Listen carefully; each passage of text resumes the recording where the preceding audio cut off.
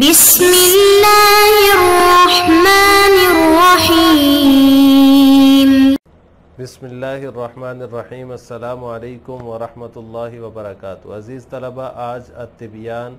فی علوم القرآن کا سبق نمبر 57 ہے، اور اس سبق کے اندر ہم نبی اکرم صلی اللہ علیہ وسلم اور صحابہ کرام رضوان اللہ تعالی علیہم اجمعین کا قرآن کریم کے ساتھ جو شغف تھا اس کے بارے میں پڑھیں گے۔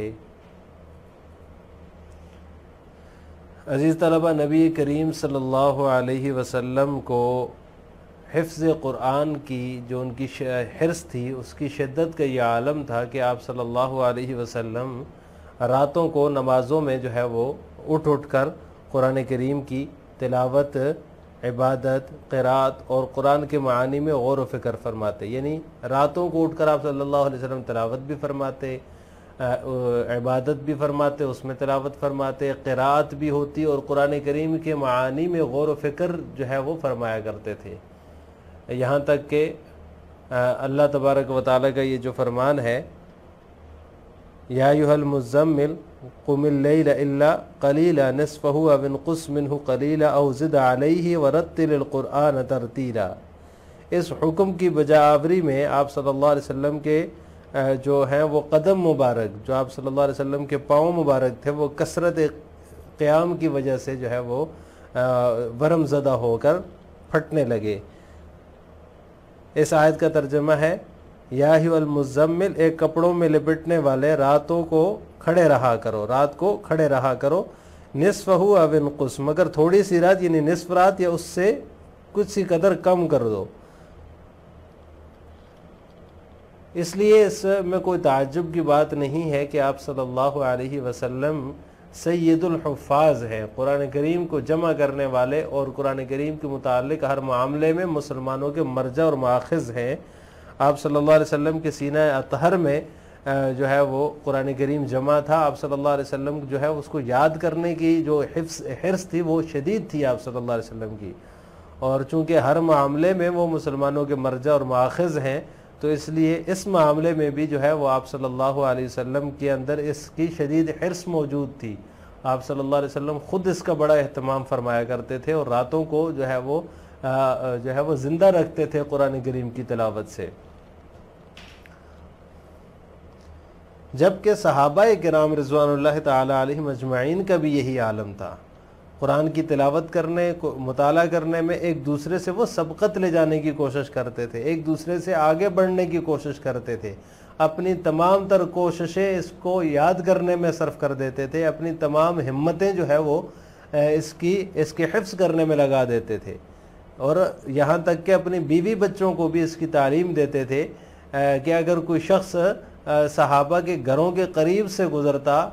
تو رات کی تاریکی میں، تو صحابہ کے گھروں سے شہد کی مکھیوں کی جو بنبناٹ ہوتی ہے، وہ جو آواز ہوتی ہے، کہیں سے اگر شہد کی مکھیاں گزر رہی ہوں تو وہ بنبناٹ ہوتی ہے کہ ان کے گزرنے کی، اس طرح قرآن پڑھنے کی، قرآن کی تلاوت کی آواز جو ہے صحابہ کرام کے گھروں سے سنائی دیتی تھی۔ اتنا شغف تھا قرآن کریم کے اندر، راتوں کو جو ہے وہ صحابہ کرام کے گھروں سے مکھیوں کی بنبناٹ کی طرح قرآن کی تلاوت کی آواز سنائی دیتی تھی۔ آپ صلی اللہ علیہ وسلم کا گزر بھی اگر بعد انصار کے گھروں سے ہوتا تو آپ وہاں رات کے اندھیرے میں قرآن سننے کے لیے کچھ دیر کے لیے ٹھہر جاتے، رک جاتے۔ آپ صلی اللہ علیہ وسلم جو ہے وہ اپنے صحابہ کے قرآن کریم کے ساتھ شغف کو دیکھنے کے لیے، ان کے قرآن کریم کی تلاوت کو سننے کے لیے تھوڑی دیر کے لیے رک جاتے، اور رک کر قرآن کریم سنا کرتے تھے۔ امام بخاری رحمہ اللہ تعالیٰ نے ابو موسیٰ اشعری رضی اللہ تعالیٰ عنہ کی حدیث نقل کی ہے کہ آپ صلی اللہ علیہ وسلم نے حضرت ابو موسیٰ اشعری رضی اللہ تعالیٰ عنہ سے ارشاد فرمایا، اگر تم مجھے گزشتہ رات دیکھ لیتے جبکہ میں تمہاری تلاوت سن رہا تھا، تمہیں تو جو ہے وہ نغمہ دہوتی میں سے ایک بہترین نغمہ عطا کیا گیا ہے۔ یعنی آپ کو جو ہے وہ جو حضرت داؤد علیہ السلام کی جو ہے وہ مزامیر جو ہیں وہ مشہور ہیں۔ حضرت داؤد علیہ السلام کو اللہ تعالیٰ نے ایک بہترین آواز دی تھی، لحن داؤدی کے نام سے ابھی بھی جو ہے وہ یہ مشہور ہے۔ آپ صلی اللہ علیہ وسلم نے فرمایا، اگر آپ مجھے دیکھ لیتے، میں تمہاری تو تلاوت سن رہا تھا، آپ کو تو جو ہے ان کی آواز جیسی آواز اللہ تعالیٰ نے عطا فرمائی ہے، حضرت داؤد علیہ السلام کی آواز جیسی. تو نغمہ داؤدی میں سے ایک بہترین نغمہ یعنی بہترین آواز اللہ تعالیٰ نے آپ کو عطا فرمائی ہے. اور مسلم کی روایت میں ہے کہ ابو موسیٰ اشعری رضی اللہ تعالیٰ عنہ نے عرض کیا، یا رسول اللہ اگر آپ مجھے معلوم ہوتا آپ میری تلاوت سن رہے تو میں اور بھی خوشنما کرتا، میں اور بھی بہترین آواز میں تلاوت کرتا. تو یہ صحابہ کا اور آپ صلی اللہ علیہ وسلم کا قرآن کریم کے ساتھ جو شغف تھا اس کا بیان ہے کہ کتنا زیادہ وہ قرآن کریم کے ساتھ شغف رکھتے تھے. اللہ تعالی ہمیں بھی اس کو کچھ حصہ نصیب فرما دے.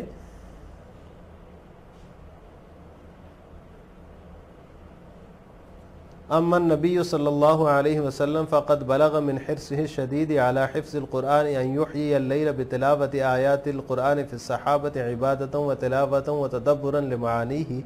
حتى تفترت قدماه الشريفتان من كثرة القيام امتثالا لأمر الله العلي الكبير. يا أيها المزمل قم الليل إلا قليلا نصفه أو انقص منه قليلا أو زد عليه ورتل القرآن ترتيلا. لذلك فلا عجب أن يكون سيد الحفاظ وأن يجمع القرآن في قلبه الشريف ويكون مرجع المسلمين في كل ما يعنيهم من أمر القرآن العظيم.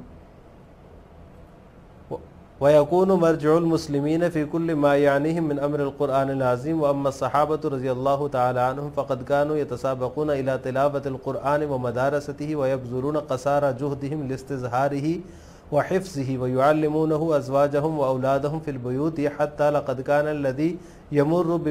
ببيوت الصحابة في غسق الدجى يسمع فيها دبيا كدبي النحل بالقرآن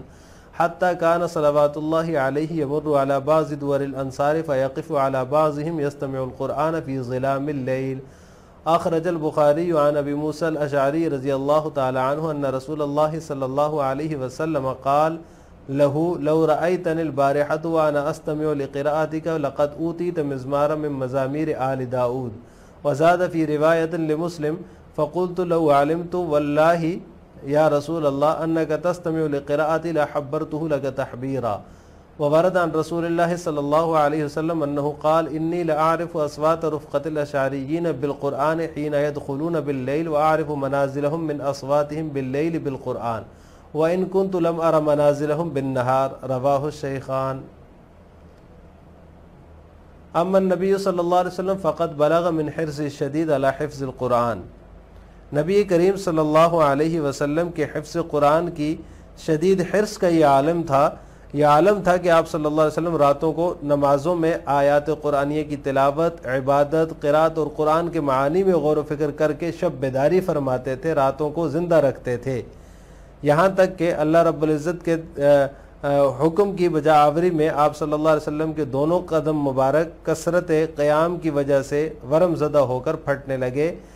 یا ایھا المزمل قم اللیل الا قلیلا نصفہ او انقص منہ قلیلا او زد علیہ ورتل القرآن ترتیلا. اے کپڑوں میں لپٹنے والے، رات کو کھڑے رہا کرو مگر تھوڑی سی رات، یعنی نصف رات یا اس سے کسی قدر کم کر دو.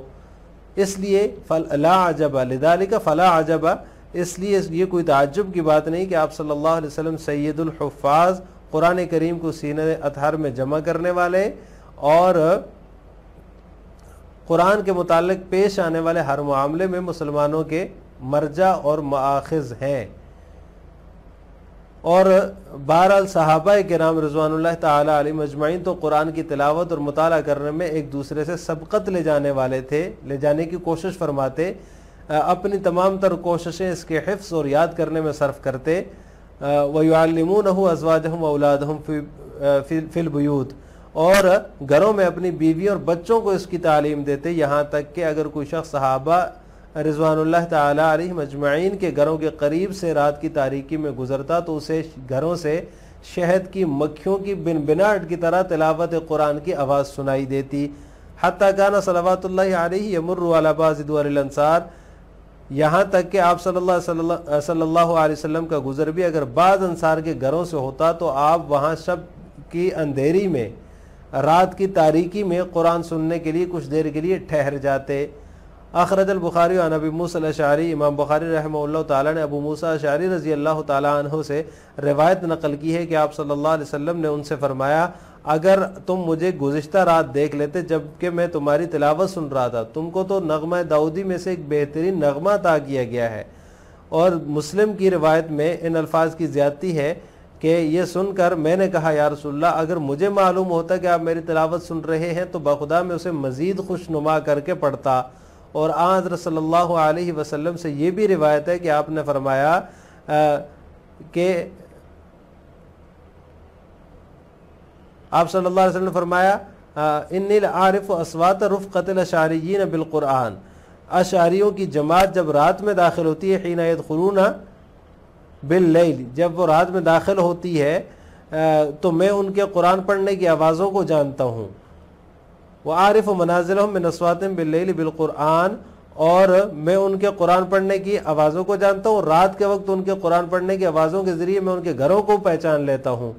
ان کے گھروں کو پہچان لیتا ہوں، اگرچہ دن میں ان کے گھر میں نے نہیں دیکھے ہوتے۔ وَإِن كُنتُ لَمْ أَرَ مَنَازِلَهُمْ بِالنَّهَارِ، میں نے دن میں ان کے گھر نہیں دیکھے ہوتے۔